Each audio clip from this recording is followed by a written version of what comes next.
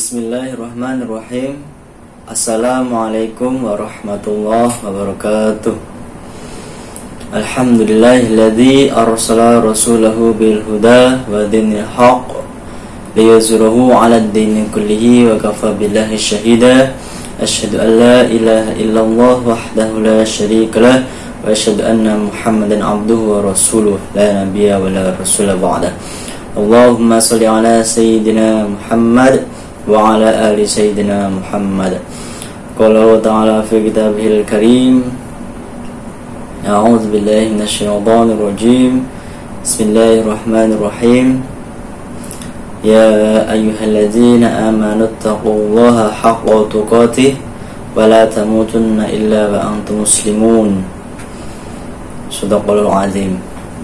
Alhamdulillah, segala puji bagi Allah yang telah memberikan kita nikmat kesehatan, nikmat kesempatan, nikmat iman, nikmat Islam, sehingga dengan nikmat itu kita masih bisa menikmati kenikmatan yang telah Allah berikan. Kita masih bisa menikmati kesehatan yang Allah berikan, kesempatan bisa menuntut ilmu baik secara online maupun offline. Semoga Allah senantiasa merahmati kita semua, amin ya rabbal alamin. Tak lupa salawat beriring salam marilah kita sanjungkan kepada baginda kita, Nabi Allah kita, Nabi Muhammad sallallahu alaihi wasallam. Mudah-mudahan kita bisa istiqomah dalam menjalankan sunnah-sunnahnya, dan mudah-mudahan kita mendapatkan syafaatnya di yaumil qiyamah, amin. Teman-teman yang dirahmati Allah Subhanahu wa taala, alhamdulillah pada kesempatan kali ini saya bisa sharing ya apa yang saya tahu. Insya Allah kali ini saya akan membahas tentang kisah-kisah orang-orang mulia yang tersembunyi. Teman-teman yang dirahmati Allah SWT, ada suatu kisah dari Imam Abu Dawud. Suatu ketika beliau ingin menyeberang sungai. Jadi beliau menaiki sebuah perahu, dan ketika ada beberapa penumpang. Ketika itu setelah perahu maju belum terlalu jauh dari daratan, beliau mendengar ada seseorang yang bersin dan mengucap Alhamdulillah. Karena belum ada yang menjawab hamdalah dari bersin seseorang itu, beliau merasa resah. Akhirnya beliau mengatakan kepada yang membawa perahu, "Bapak, tolong kembali ke tepian. Saya bayar 1 dirham karena saya ada perlu." Oh iya, baik. Akhirnya setelah hampir sampai tepi, beliau mengucapkan Yarhamukallah. Jadi itu. Lalu kata beliau, "Sudah Pak, ayo kita jalan lagi." Loh, lah memang keperluannya apa? Kata yang membawa perahu, "Sudah, saya tadi mengucapkan Yarhamukallah." Kata bapak tadi, "Memangnya Yarhamukallah penting tah?" "Iya Pak, penting banget Yarhamukallah." Jadi begitu. Nah teman-teman yang dirahmati Allah SWT, ada hal yang menarik, yang luar biasa ya. Jadi kalau kita lihat, kelihatannya amalan itu sepele ya. Kelihatannya sepele, hanya mengucapkan Yarhamukallah. Mungkin kita juga sering mengucapkan ketika ada yang bersin, mengucapkan Alhamdulillah, lalu kita menjawab Yarhamukallah, lalu orang tersebut menjawab lagi Yahdikumullah wa yuslih balakum.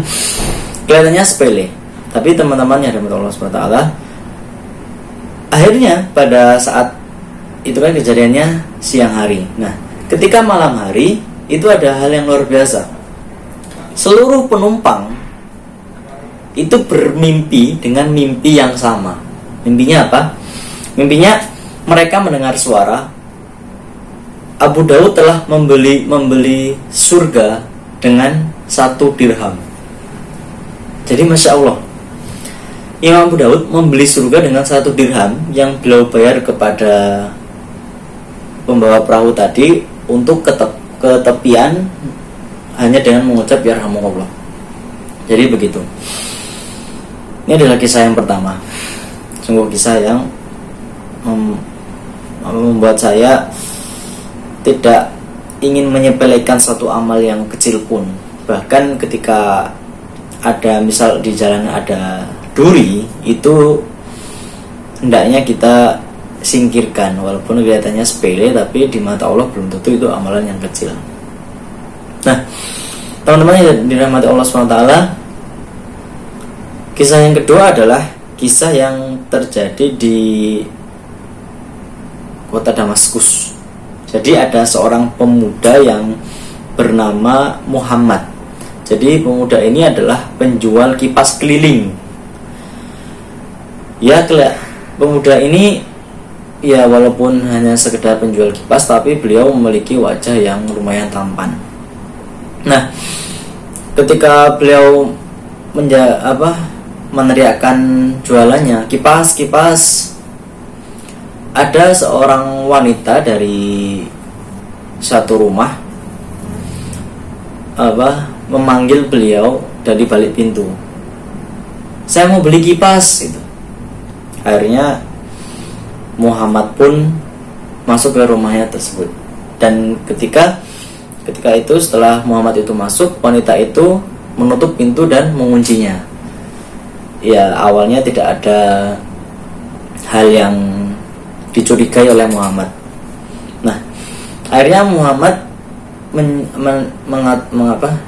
menjelaskan kipasnya tersebut, bahwa kipas ini kepada wanita tersebut. Tapi ternyata lama-lama Muhammad itu merasa risih atas wanita tersebut, karena wanita tersebut bukan melihat kipasnya, tapi melihat wajah Muhammad dengan wajah yang penuh nafsu. Ya, saya nggak mungkin memperlihatkan wajah nafsu itu bagaimana, nggak tahu juga ding. Jadi begitu. Akhirnya kata wanita tersebut, lupakanlah kipas tersebut, marilah bercinta denganku. Aku sudah lama menantikan hal ini. Ternyata wanita tersebut menjebak Muhammad, dan pintunya sudah dikunci oleh wanita itu. Akhirnya Muhammad bingung, dan wanita itu berkata, kalau kamu tidak mau melayaniku, maka aku akan teriak kepada semua orang bahwa kamu telah masuk ke dalam rumahku tanpa seizinku dan ingin menggauliku, dan semua orang akan percaya. Ya, kalau dipikir-pikir pakai logika, iya juga, pasti nggak mungkin orang nggak percaya sama wanita itu. Akhirnya Muhammad itu membacakan suatu ayat, tapi saya nggak hafal ayatnya apa. Intinya setelah dibacakan ayat tersebut, wanita itu sudah buta lah, maksudnya hatinya sudah buta, dibunuh dengan nafsu dan tidak bisa terbendung lagi nafsunya. Nah, akhirnya Muhammad berpikir keras. Akhirnya beliau menemukan ide. Kata Muhammad, baik, aku akan menurutimu asalkan izinkan aku ke toilet sebentar. Nah, sang wanita itu senangnya bukan main, karena mengira Muhammad itu mau bermain dengannya. Nah, akhirnya Muhammad pergi ke toilet. Ke toilet itu beliau berpikir, ini bagaimana caranya agar bisa lolos dari jeratan wanita itu. Nah, akhirnya setelah berpikir sambil wanita itu merias wajahnya sedemikian rupa, secantik rupa, Muhammad menemukan ide. Idenya adalah, ternyata di toilet itu ada tempat pembuangan kotoran yang bisa dibuka. Ya, nggak usah dibayangkan bagaimana tempatnya. Dan Muhammad itu tanpa ragu mengambil kotoran itu dan diusapkan ke seluruh badannya. Beliau yakin pasti wanita tersebut tidak mau untuk mengajaknya bercinta lagi. Akhirnya setelah dia keluar, wanita itu berkata, dasar kamu lelaki gila, pergi sana pergi. Akhirnya Muhammad pun merasa sangat gembira sekali karena bisa menghindari perzinahan ini. Masya Allah. Kalau kita berada di posisi Muhammad, mungkin bagaimana ya? Ya mungkin juga akan berpikir keras juga. Kalau zaman sekarang ya susah kalau ada toiletnya juga nggak kayak gitu kan toiletnya. Toiletnya sudah modern. Nah akhirnya Muhammad itu keluar sambil merasa senang. Beliau keluar secara berlari karena orang-orang di sekitar juga meneriakinya, orang gila, dasar orang gila. Akhirnya setelah sampai rumah, beliau cuci bersih badannya, cuci bajunya, dan setelah itu ada suatu karomah yang luar biasa ya. Jadi setiap Muhammad itu keluar atau setiap Muhammad itu lewat, itu baunya wangi sekali. Baunya wangi.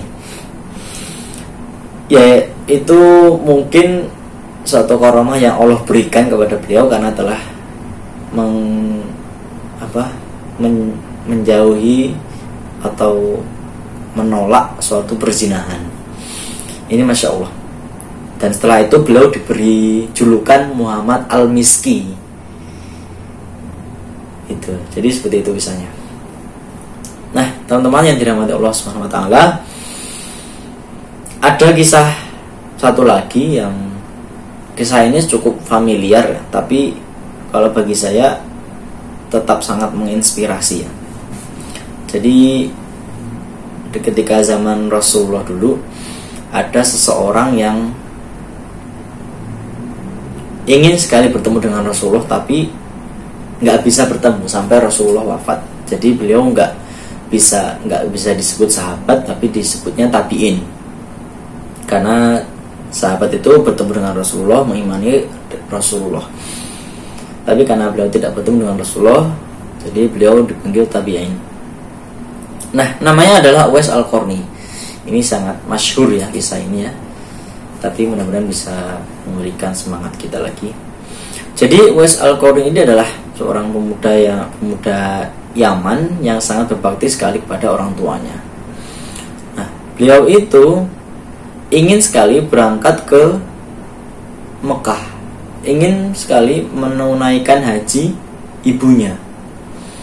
Akhirnya beliau mempunyai suatu ide yang menurut orang lain adalah ide yang gila, tapi ide ini luar biasa yang nantinya akan membawa beliau ke Mekah.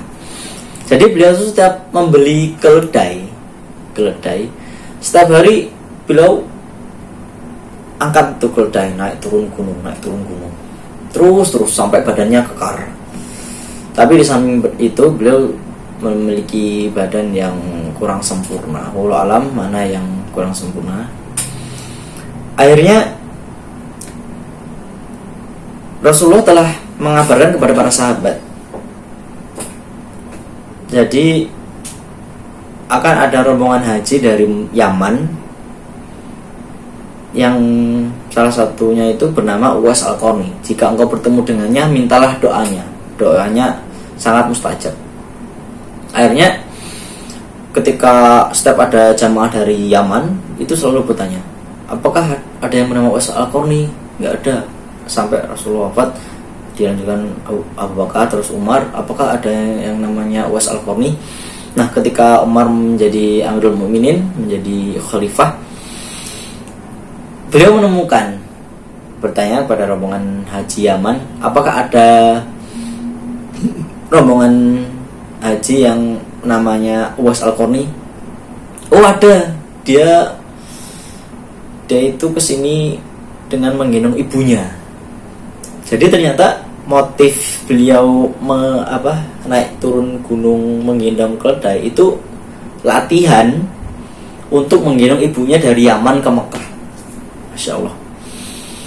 Jadi anak kurang berbakti apa Uwais Al-Qarni ini kepada ibunya. Jadi Masya Allah. Akhirnya Umar menanyakan itu, dan ternyata ada Uwais Al-Qarni. Ditemuilah, "Wahai pemuda, siapa namamu?" tanya Umar. "Abdullah." "Iya, saya tahu kamu Abdullah. Namamu siapa?" "Uwais." "Masya Allah, engkau adalah seorang pemuda yang telah dikatakan dengan Rasulullah doanya mustajab. Oleh karena itu, doakan aku agar Allah mengampuni dosa-dosaku." Masya Allah, sekelas Umar itu mau meminta doa kepada seorang pemuda. Ya memang atas recommended dari Rasulullah. Pemuda itu Uwais Al-Qarni bertanya, "Siapa engkau?" "Saya juga Abdullah." "Iya, maksudnya namanya siapa?" "Umar." "Amirul Mukminin?" katanya Uwais Al-Qarni kaget. "Naam." "Baik, saya akan mendoakan engkau asal engkau tolong rahasiakan ini semua." Jadi Masya Allah, beliau itu di Yaman itu nggak terkenal gitu loh, di kalangan orang-orang Yaman itu nggak terkenal, tapi beliau terkenal di kalangan langit, para malaikat itu semua sangat terkenal itu. Uwais Al-Qarni ini sangat terkenal. Ya, kisahnya manusia yang tidak terkenal di bumi tapi terkenal di langit. Jadi begitu. Wallahu a'lam, itu yang bisa saya sampaikan. Bukan menggurui ya. Jadi saya juga bukan ustadz, tapi saya hanya ingin sharing ya. Karena kalau dituangkan dalam tulisan ya mungkin nggak, zaman sekarang nggak semua orang suka membaca ya. Ya mungkin ada juga yang suka membaca, tapi ya bisalah sesekali saya tuangkan melalui video. Jika ada salah kata, mohon maaf. Kebenaran datangnya dari Allah, kesalahan dari saya. Wassalamualaikum warahmatullahi wabarakatuh.